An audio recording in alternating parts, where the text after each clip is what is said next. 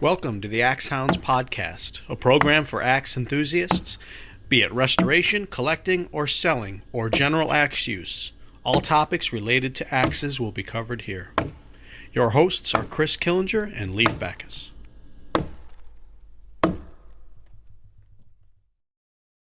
All right, everybody. Welcome back to the Hounds Podcast, a podcast literally just about axes.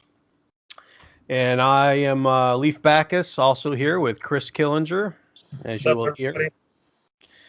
And we're thinking of doing our second episode to So You Want to Collect Axes. And like the first one, this is kind of like a breeze through of topics. As we continue the podcast, it's probably going to get a lot more detailed on things. And in the last podcast, we talked briefly about why we do what we do and why we think the axe deserves a special place in the tool lineup, certainly on top of a hill of its own, and trying not to sound too scripted, but the topic of this segment is why we collect, personal stories in our future with axes. And if Chris wants to maybe start with that, why do you collect axes, Chris? So I don't know. A lot of it's just the romance on the vintage axes, I guess. I collect new axes too, so it's not all that. But I think, like we touched in the last episode, in the beginning, it was a cheap hobby for me. Now I've gotten a little older and more established. Some of my collections more expensive, and obviously the price of axes has gone up tremendously. So it's kind of a game now. You gotta play the game to get the stuff you want. But which is definitely what we're gonna delve into as we go on. Yeah. But yeah, it's there's so much you can do with an axe that shines above all the rest of the tools. Like you buy a saw and collect saws, which is cool, but all they do is saw. You can saw wood or logs or whatever, rip or cut, but after that, that's it. That's all they do. With an axe, you could pretty much build a whole house with one if you had enough ambition. You could literally build a house with it if you had to. Yep. It wouldn't you wouldn't need any other tool. I mean, it'd be a rough house, but certainly could be done. So I think that's, for me, it's just a very, very romantic, versatile tool. And I'm probably on the same page with that. As we say in the last podcast, there's a bit of romanticism with the axe. It's iconic. It's our first compound tool. I mean, it's literally built the civilization of which we stand. And everything's powered nowadays, but an axe is a chance to step back in history and get a taste of how life was really, really like, I think, and how hard the people were that swung them for a living, not just as a hobby or as a part-time job or something like that, but used them all day, every day, relied on them. And in a preceding podcast, we're going to cover some of those people that really stand above others. And an example of that would be Dick Preineke, and the other woodcraft legends, Kephart, Jaeger, and those guys. But that's a future podcast. So with personal stories, yeah, like I said, I'm with Chris. Axes just bring me back to being young as well, being around a lot of these woodsmen that I grew up around at our fishing game club. These are older generation that were still had their hands on an axe to some respect to do things in life, but obviously we're power tooled as well. And I see, I got old images that Chris has seen, and if anybody follows the social networks, I got old pictures of my grandfather swinging an axe at camp, which really, I got to say, you've seen those black and whites that I got. It's just one of those. It's one of those things that really just kicked me into high gear too. Just getting back into doing woodcraft stuff and bushcraft. That was one of those things that really kicked me into axes, and now we're here, and it's cost us both a lot of money. Yeah, you should post those pictures up on our Instagram. You know what? That's a good point. I didn't think about that. Instagram. There's an Hounds Podcast Instagram now, in case you guys don't know. That is a perfect plug. It didn't even occur to me to say that. Yeah, makes perfect sense for something like this, because obviously this video will be on YouTube eventually. But if you're just listening as a podcast and we reference stuff, we'll try to put that on our Instagram so you have somewhere to go see what we were talking about. Yeah, absolutely. And that's as it sounds, Axe Hounds, AXEHOUNDS. Easy to find. And as we have personal stories and we're axe collectors, it's one of those things. We can give you our stories. Everybody has their own, but what's your end game, Chris? What happens? I don't know. It's actually unknown at this point. It's changed and evolved a lot over the years. In the beginning, I just bought what I could, not knowing anything. And then as you learn, then you start looking for specific axes and what not to buy. I went from I just bought what I could to buying everything to buying what I wanted, because I did the same thing. Yeah, you get an excess. I mean, there's only so many Michigan pattern axes you can keep. It's just ridiculous. So, I've scaled back my collection quite a bit because of the axe class. So a lot of my extra heads went to those classes. And now what I have left is what I would consider mostly premium stuff. There's very few just run-of-the-mill axes, unless they're like mint. Like I have a brand new Kelly Perfect Michigan pattern. You wouldn't keep a beat-up one because there's literally thousands of them. But I have a brand new one with the original handle and original condition. I'll keep that. Where does it go from here? At this point, like I've said before, I'm a collector, so I'm gonna keep collecting. Obviously, if I see stuff in the wild, I will pick it up. I'm not done buying by any means. If one or two here or there need to be sold to help keep the momentum going, then I'll definitely do that. But I'm not trying to sell anything in particular. And then I want to get my collection to a point where everything is hung and sharp and ready to use if I want to use it. And then, hopefully when I'm older, then the value of them will go up, and maybe when I retire, I'll sell off the lot. I mean, I don't really have an exit plan or anything like that. It's just get what I can and display some of it and use some of it and cherish it. And the reason that I bring that up, because Chris and I have had a couple loose discussions about that in the last couple of weeks of where you see collections end up or where they're heading to, and some personal stories that I know of secondhand, and then you see them firsthand. And sometimes a lot of these things, I don't know, anybody who does any sort of picking, if you're a junker, like I go out junking or you do picking or stuff like that, you always run into people who pass away and leave these giant collections of stuff to kids or burden their wife with it. And it feels like it more often ends in disaster. The one kid comes in and sells the whole lot for dirt cheap to somebody who the same process is going to happen again. Or they're all sold off for pennies and somebody rips off somebody. I could give stories, but I'll just pass over that. But I don't want in my life. I pray that my son or my daughter is really interested in them, by the time it's something that I can't deal with them anymore, and they keep them, and I see that they're going to be taken care of. But if they're not, I think that's something I'd proactively look at. I would hope by then that there's some tool museum, maybe.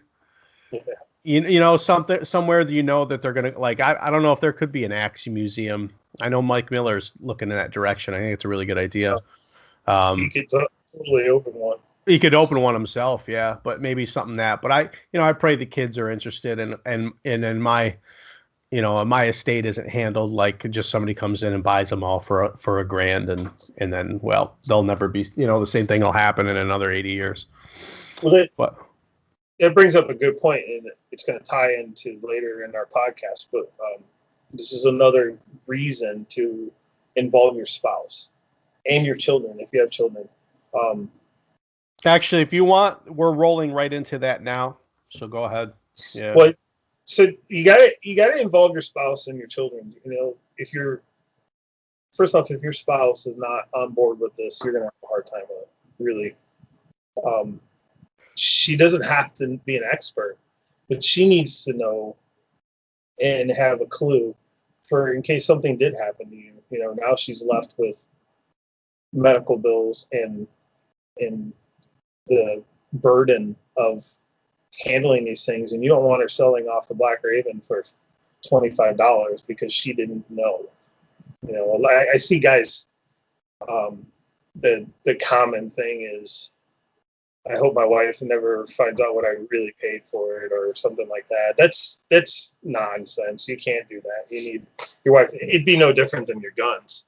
Yeah, I was just thinking that we're on the same plane. It's like people do the same thing with guns, but take the axes just as seriously, because in many cases their values maybe not as high as some real collector pieces, but right. But your average expensive rifle, well, that's a Kelly registered in pristine condition. You know what I mean? It could mean a difference between her being able to bury you. Yeah.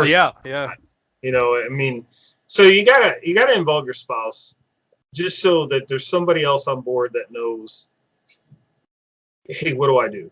Where do I go from here? He's amassed this collection over years. I know it's worth something. Instead of them just having a freaking yard sale and anybody that walks by buys that axe, and they may not even know what it is. They're just going to buy it for an axe. So that's important. Getting your children involved is it's important in so many ways. I mean, not only for the aspect of a child shouldn't just be brought up with a TV and a video game.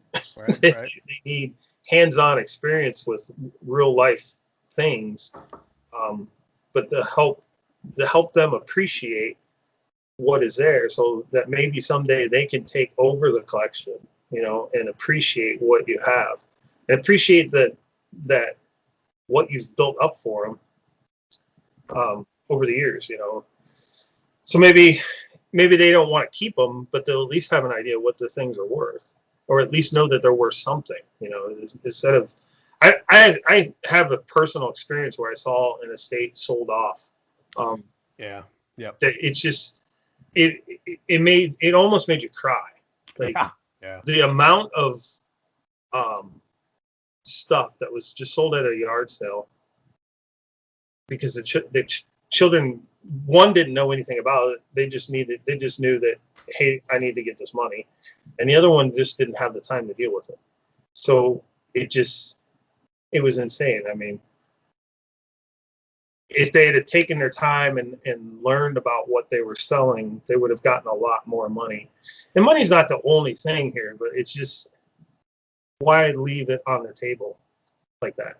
Why just sell it off? It's great for a guy like you or me walking up to a yard sale and there's a cheap axe. It would be, but too, there's a guilt feeling if it's something, I don't know. I've had some good deals, but then again, at the same point, you don't want to pay a ridiculous price for things either. But it would be lucky if somebody like you and I got them. That's not always the case. No. And I remember I spoke to one farmer. We had a sale out in the back roads, and he had sold a bunch of stuff at the beginning of the summer. This was just last summer, and I said, "Do you, you know?" He had several buildings, and I asked, "You got any axes floating around?" He goes, "No, I had a guy at the beginning of the summer made a big pile of everything I had and laughed all the way out the door." I said, "I won't ask you how much you took off him for it, but I can tell you right now, the things I bought off him, the guy probably got a pile of axes from that farm going back how many decades for pennies." So, and it's like, and I don't know who it was, so it is what it is. It happens. But get your spouse involved. I mean, you got to build. I'm not going to get into marriage counseling, but if there's problems, if there's friction there between, you need to figure out why and get to the bottom of that. Maybe it's legit, but yeah, there's things Chris and I talk every day, and one thing I hate seeing, hate seeing it's disturbing to see is how guys have to hide everything they do from their wives. I find that really weird. I've never been I've never been checked by my wife because I spent $15 on a Connie head. right. It's never ever come up before. It's like, "Oh, what'd you find?" You know what I mean? I get, maybe we're lucky in that respect, but Chris and I, we're both makers. We sell, we see a lot of weird things where guys have to hide what they buy and collect from, like, it's just weird to me. I would say if that's a problem, address it, Yeah. Just be upfront with your spouse and be like, "Look, this is my passion, and I work hard for my money, and if I can't, maybe we come up with a budget or something. Come up with a plan. Sure, just there's nothing wrong with it. Yeah. get on board with each other. My wife talks me into more purchases than I would probably do. Sometimes on the larger items, I'm a little uncomfortable, and she'll be my voice of reason, and she'll be like, "It's a Black Raven. You're here in person, holding it in your hand. Why would you not buy it?" Yeah, you got a good deal on it too, I think. Well, yeah, but still, it was still a big chunk of change. Yep, still was. Yep. You're thinking, I don't know, should I really spend this much? What's they really need it? But in the end, it all works out, and I always look at my collection as a whole. So even if it was full retail, it still would have been a possibility. But I guess the point is like that's how supportive my wife is towards this. I mean, a lot of you guys that are in the Axe Hounds Facebook group know my wife. She's constantly in there, bantering with the guys and stuff because she supports this. And the axe thing is a big part of my life. Between the Facebook group, stuff I make out of leather, the axe class, the opportunities that I've had over the last few years because of the axes, so she's a big supporter of it. And honestly, I think that's probably one of the most important things. I just wrote a note down because I remember we had a conversation about it a while ago. When I first seen somebody mention it, I don't remember who, I'm like, that's a little extreme, but as we dig into this stuff, it kind of makes a lot more sense, is keeping a running inventory of your collection. Yeah. On paper. Yeah, I would laugh at it a while ago, but now that I've got some money in these boxes behind me and on the wall, I'm like, well, it's actually not a bad idea, because let's say I get robbed or the house burns, that's my tools, a collection of assets, and I'd be foolish if I didn't, you know what I mean? Yeah, it's probably a good idea to have a log of what you have. I know vintage axe work is like, Roy is insane. He has a complete spreadsheet. Oh, really? He owns. I didn't know that. Oh yeah, it's insane. He's got like 500 axes or something, and he knows they're all numbered. He knows exactly what he has at any given time. That's smart. Well, when we have Roy on, that's something we could definitely talk about. Yeah. It's a smart idea. Well, he's with a business too, so obviously it's already a good idea. But for personal collectors like us, it's a good idea for your insurance. I don't know because I don't know. I'm not a lawyer or anything, but I think video is as good as something written on paper. Sure. If not better.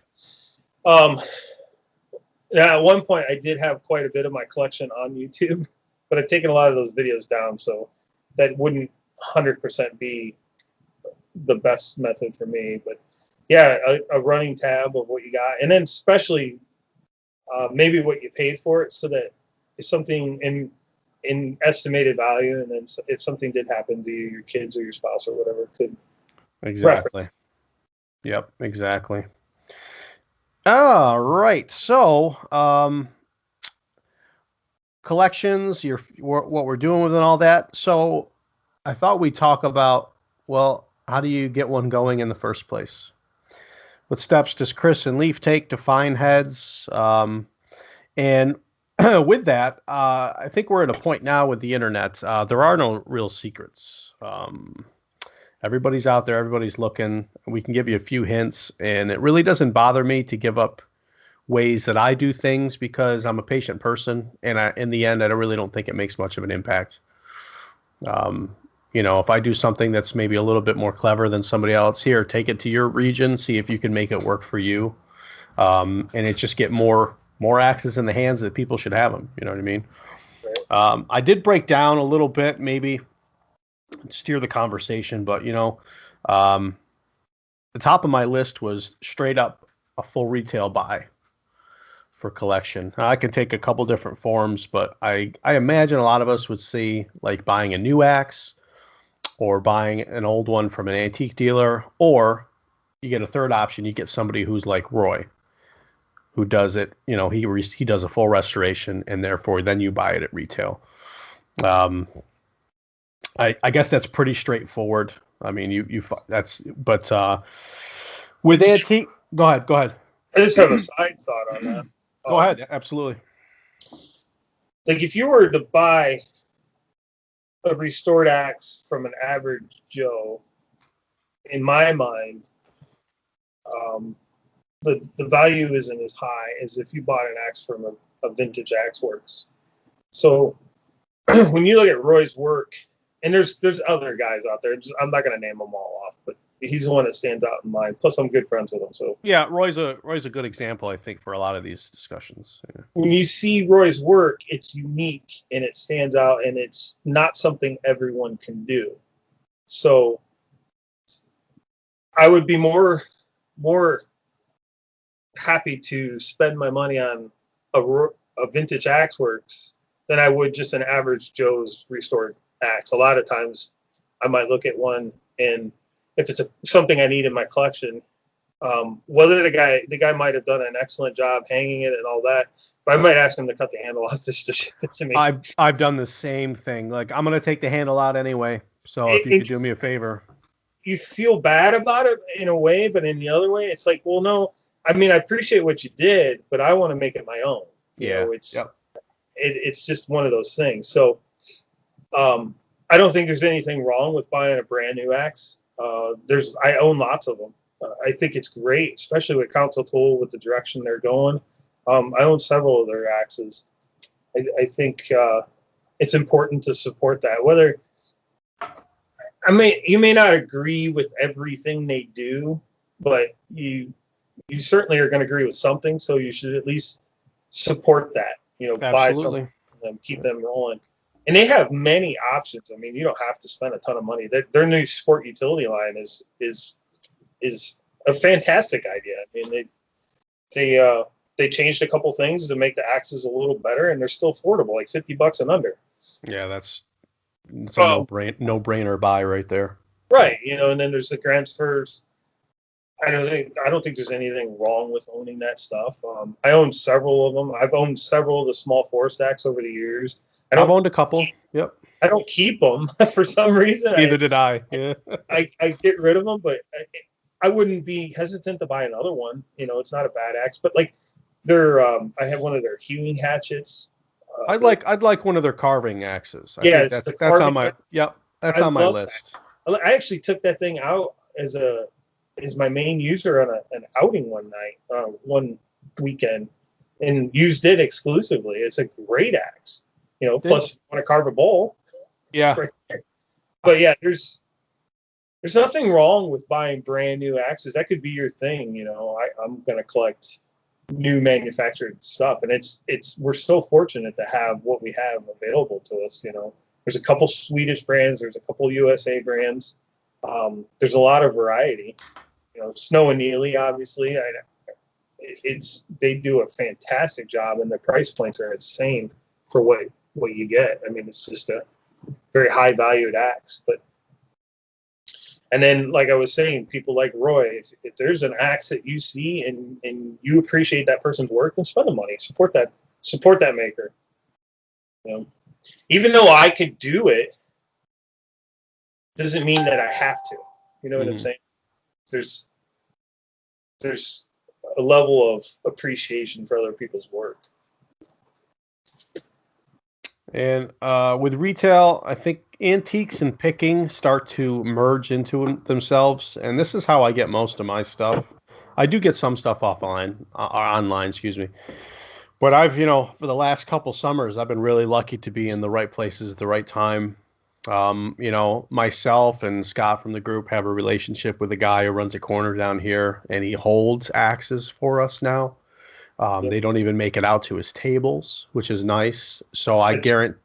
Go ahead. That's key right there. Yeah. Is building relationships with people you frequent. Tell them what you're looking for. Tell them you'll pay their price if it's reasonable and in good condition. And he's very reasonable with price, but he's also reasonable in price. I'd say he's favorable in price because what Scott and I get off of him is below a good price. You know what I mean? He does really well, but we always come back. We always buy from him. Yep. And that's a key right there. And like, I know I'll be good for a few heads this summer just by driving by and stopping. But like, so for instance, with picking, like this year, I'm going to try to get a little more aggressive. So I hit the yard sales, when you have the town organized garage sales is a good time. And a couple of hints with that is you're less likely to find axes driving through a subdivision that's 20 years old or less. But if you drive through old neighborhoods that went, in the same part of town or something, you're always likely to find older stuff. You start there, you finish. Because when you drive through the subdivisions, I'll tell you what, every garage sale is the same thing. It's seasonal tools and mostly babies' clothes. Baby clothes. Yeah. And you rarely find things that you want, but you get off the path, you get to the old neighborhoods, and you can get really lucky really quick. And the other part of it for me is, and you could probably pick up after this, be aggressive. I ask, even if there's an old garage and I don't see it sitting on a table or something, you got to lose that, and you just go, "Hey, do you got any axes floating around the barn?" Or if they're already selling, guess what? They're in a selling mood. Yep. And I tell you what, you can find stuff, and it does work. And if you got anything you want to say, go ahead. I was just gonna say the most important part of any of that is you have to ask. You cannot just assume they don't have it, because most people, the average person, does not think that axes are worth anything. Yep. If they have a broken handle, they think it's trash. So you have to ask.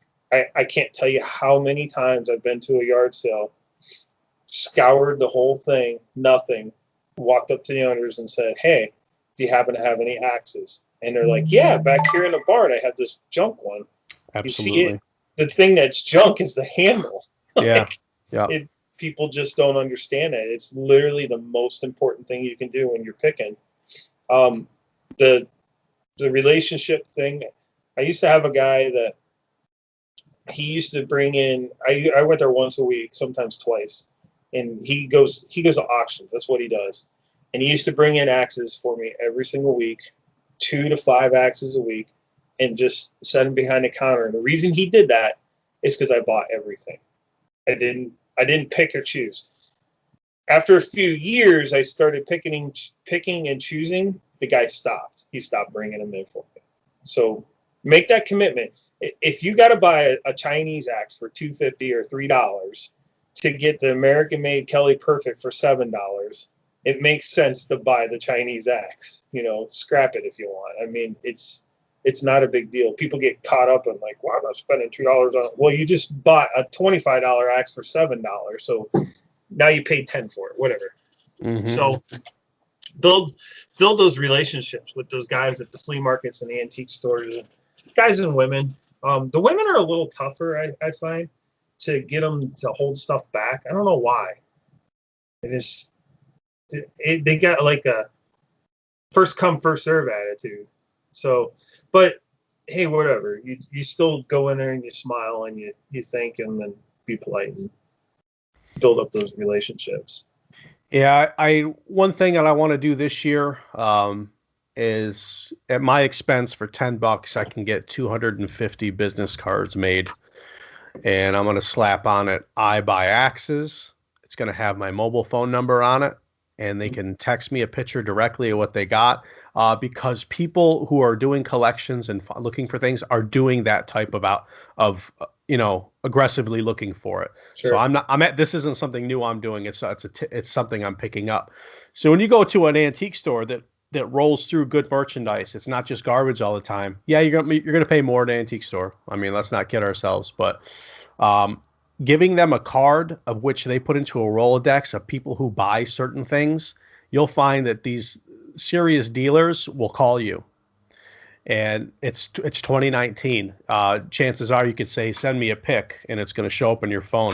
So that's something I'm going to try this year. So I'm going to make the business cards, and I'm going to hit a few of my frequent haunts. And I'm also going to, they may just throw them in the trash. But hey, if it maybe leads in 6 months to them whipping through the Rolodex because somebody put 5 axe heads in their shop. Right. I mean, a score for me. It's worth the $10 I spent. 250 business cards. Other people do it. Other collectors do it. Interior decorators do that with antique shows. All the antique dealers all the time. And when you're out and about, like I made a mental note. I had a lot of sales last spring through fall. A lot. I've got my wife hooked into, I call it junking and picking, but she's now enjoys doing the rounds on the weekends, hitting the sales. But I think of maybe 12 places of which I went through their sale, and I can tell that picking is something they do a lot of. Right. Those people kind of stick out. That's the other type of person that I want to hand a card to. Like, how often do you see axes? If you want to make a little extra money, give me a call with a picture of what you got. They may throw you in your phone. It's just another way to be aggressive. And I think of a few times that we got, I'm in the Northeast. We got a lot of very old farms around here.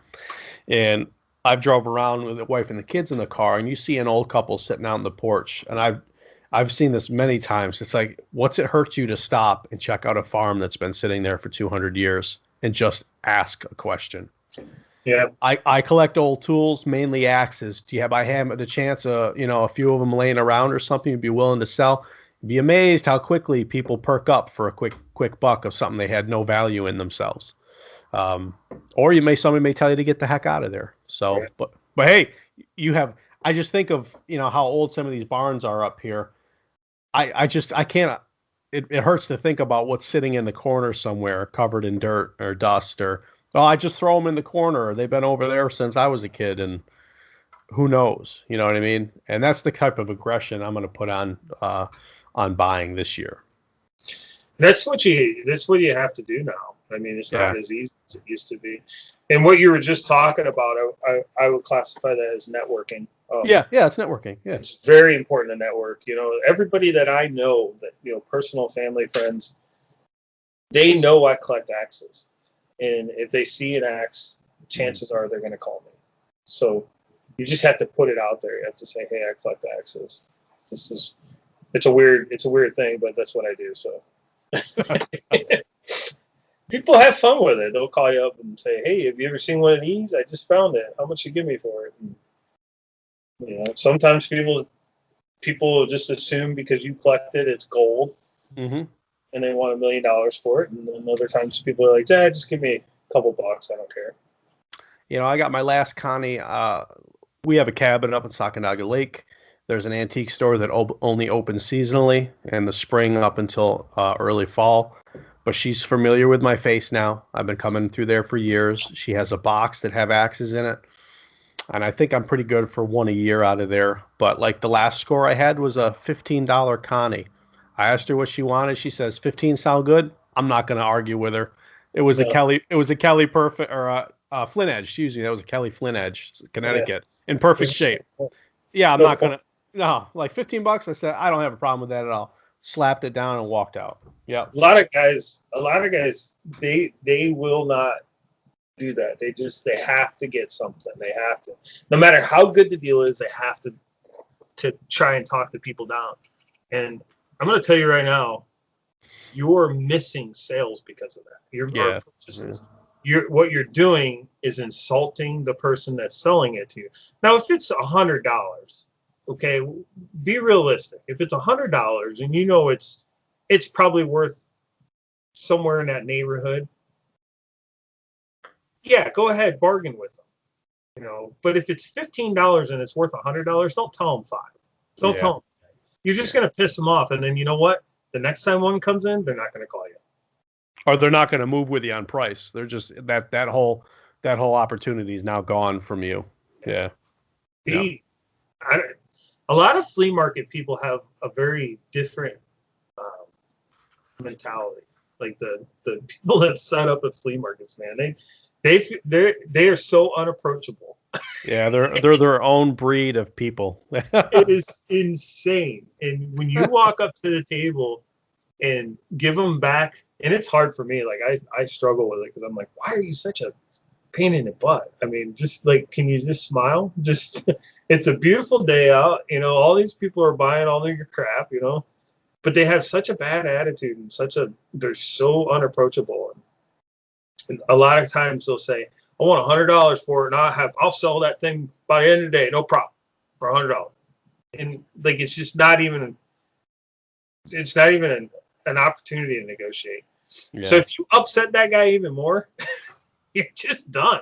You're done. Yep.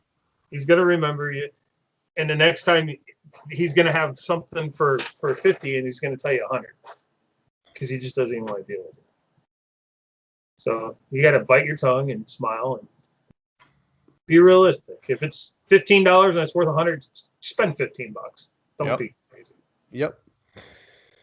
And I think for the last of how you acquire heads, maybe we can breeze over the dreaded eBay website.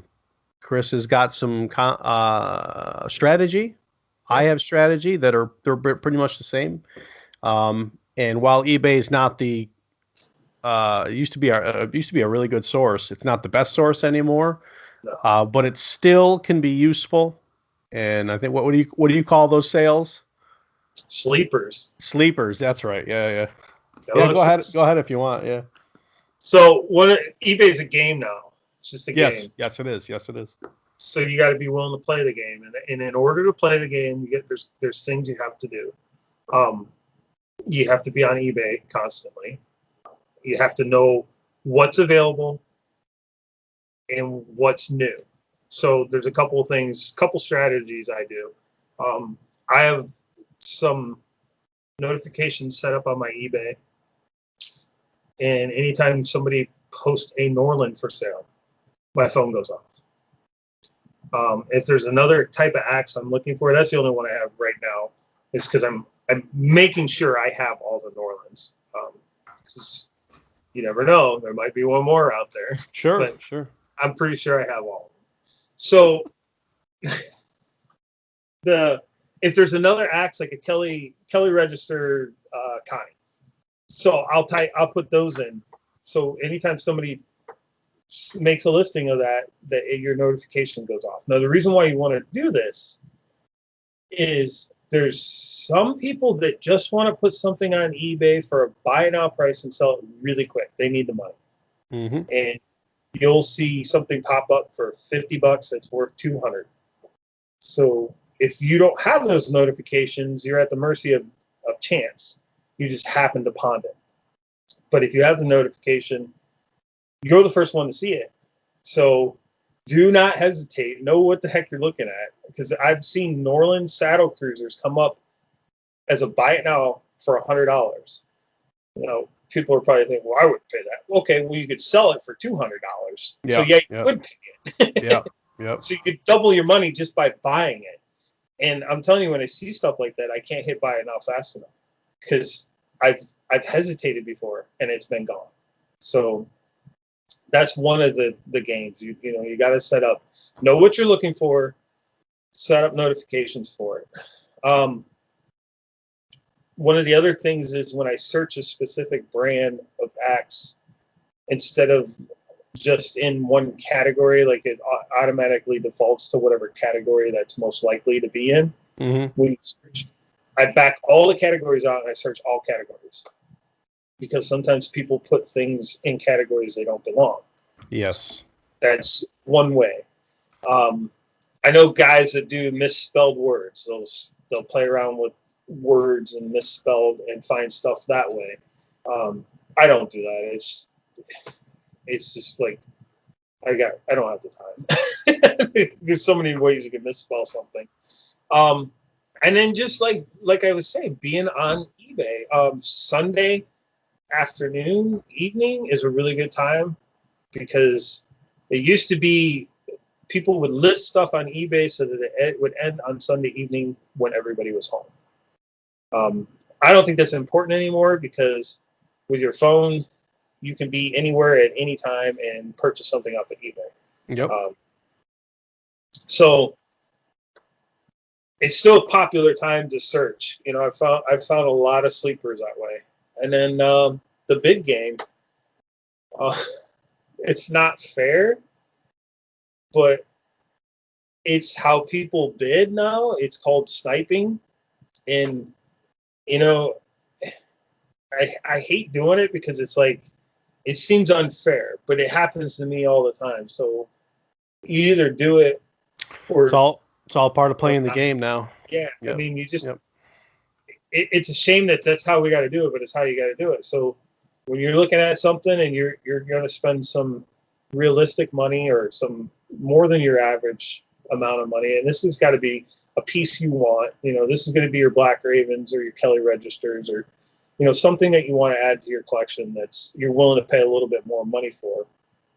You know, you wait till the last 5 seconds and you give it all you got. Every penny you're willing to pay. You put that amount in at the last 5 seconds and hit submit, and pray somebody doesn't outbid you. Yep. And make sure that, you know,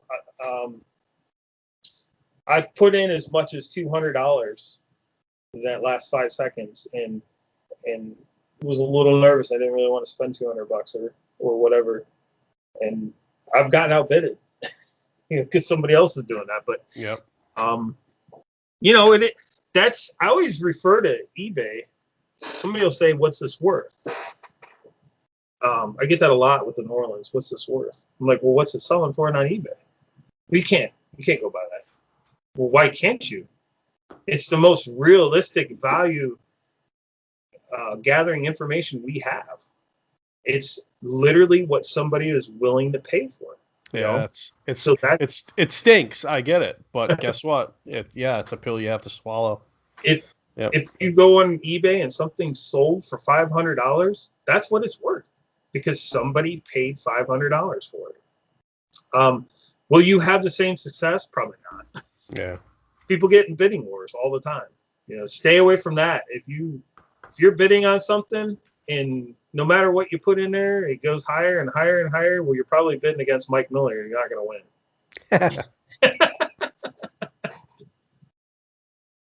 But that's a bidding war. You just stay out of the bidding wars. Yeah, I don't involve myself with that. I don't even go that route anymore to get heads. Not that I don't go eBay. I just don't go that. I'm not going to bid up high. It's just I'm sure there's something that might come up and I'll go. I'm going for it. But it's very rare for me to bid up. It's very rare. Usually, everything I buy on eBay these days is to buy it now, just because I know what it is. That's key. Know what it is. You know what you're looking for. You know, if you're not, you know, it's like finish axes. It's just something I've recently gotten into, and I don't know a lot about them. And you and I have talked about them. You know, just the prices are kind of high, and then you have to import them. So by the time you get a finished axe head over here, you know, you're at $100. Yep. So I'm still educating myself on it, but a guy like Matthew Justice he's already educated himself. He knows what he's looking at and he knows what it's worth. It's nice to just reach out to a guy like him and say, hey, this is what I'm looking at. And chances are he might even have what you want already in the States. Yep. But know what you're looking for. Yeah, I have almost nothing to add to that, eBay. Like I said, you do a little bit more than that than I do. But the only thing I can put focus on is surprisingly, people will list axes under categories you wouldn't expect, or under a title of the sale search term that it wouldn't click. Like, to give one up, I would say like camping lot. It wouldn't occur to you like, oh, sleeping bags and a bunch of junk. You just don't think about you might be surprised at cutting tools that show up in a camping lot for some lady that runs her eBay store and just doesn't care. The axe may not get its own listing. It may get lumped in with something else. And a surprising amount of axes you can find that crop up under camping. Like, I know I'm giving it away, but like somebody else is already doing it, so don't worry. Sure. But that's that's you just thought about it. Somebody already else has already. too. 10 other guys have already done it. So yeah, we're not breaking new bread here with that for sure. Go ahead. I want to add one more thing. The market's hot and cold, guys. Oh yeah. Pay attention to it. If you go on and you're looking for, and I always go back to New Orleans because it's literally it's a roller coaster with New Orleans. If you're on there and everything seems high, wait a couple months, then come back and look for the piece you're looking for. I guarantee it's going to come down. Yep. Especially if somebody just put a video out on something, don't run to eBay. Like, it's too late. It's too late.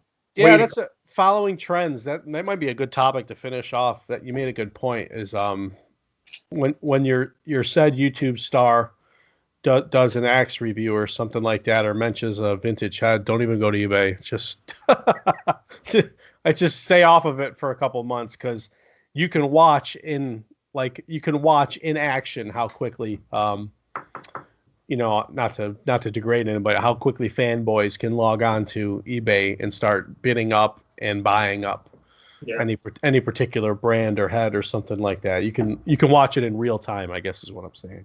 Yeah, and I bet you after this podcast, some eBay search terms are going to get changed, but you know what? I'm not a greedy jerk, and I am patient. I think you have to be once you start really narrowing down your collection. But axes are going to be out there, and they're going to pop up. So I'm not too worried about that. Right. And I was going to direct this podcast into so now you have some pieces. What are you going to do with them? And I think I'll reiterate that with something that we were both talking about earlier, is inventorying your collection. What you paid for it and its estimated value. But going any further at that, it's how you care, restore, use, and all that. And I think that's a good topic for a whole nother podcast. Yep. We just put 50 minutes on this, and I think I've been writing episode lists out for you guys, and like I'm already ahead of myself now. So I think we'll end it with that. What do you think? Yeah, that sounds good. I mean, you and I have talked about how the discussion on this hobby is endless. And I don't think we'll ever. I can't imagine running out of topics for podcasts. No, not especially if we're with that and bringing on guests, which I think we're going to work on very soon. Right. And it's just going to get more exciting. So thanks everybody for downloading the second podcast here. And please, find us, like us, share the podcast. Social networking is key. Please post to your Facebook pages, share it in groups. Find us on Instagram. You can find us personally in the Axe Hounds group. But the Axe Hounds podcast is for everybody in this community. It's not just the Facebook group. So I want to add a couple things too. I want to say thank you to everyone that's personally reached out to us. Yes. Like the amount of personal messages that I've gotten telling us that we've done a great job and they're looking forward to the next episode. We appreciate that. 100%. Yeah, I'll tell you, if there wasn't any, I would probably be like, let's just scrap this whole thing. Yeah. Yeah, that was a bad idea. Skip it. Yeah, and I mean, we don't even know how far this is reaching. We have to put a couple more podcasts in to start getting, till I start getting the statistics from the place that I'm hosting the podcast through.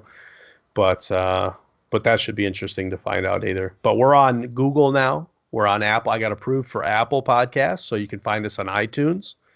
I'm in the Google Podcast app. I got us in there. So any podcast player app you use, you should be able to search Axe Hounds, and we should come up. Yeah. So you shouldn't have to, if you're just taking this right from the place I'm hosting it from. I mean, you don't have to worry about it, but you should be able to search us without a problem now. And also, if anybody ever has any questions about any of the topics, I'm not sure. I don't want to speak for you, Leaf, but I'm open to emails or private messages, or just feel free to reach out. Yeah. Ideas are free flowing. Yeah, please, by all means. If there's something you think, if you got, I don't know, maybe it's a discussion that you're ready to have, and we'll bring you on. I mean, it's really that simple. This is a community, so I definitely don't want it to be just Chris and I up here all the time. No, that would get boring. Yeah, right. Like, look at these two guys just trying to run everything. Yeah, I don't. That's definitely not what's going on. So, all right, with that, guys, thank you very much, and we'll be getting this uploaded later this afternoon. Awesome. All right, man.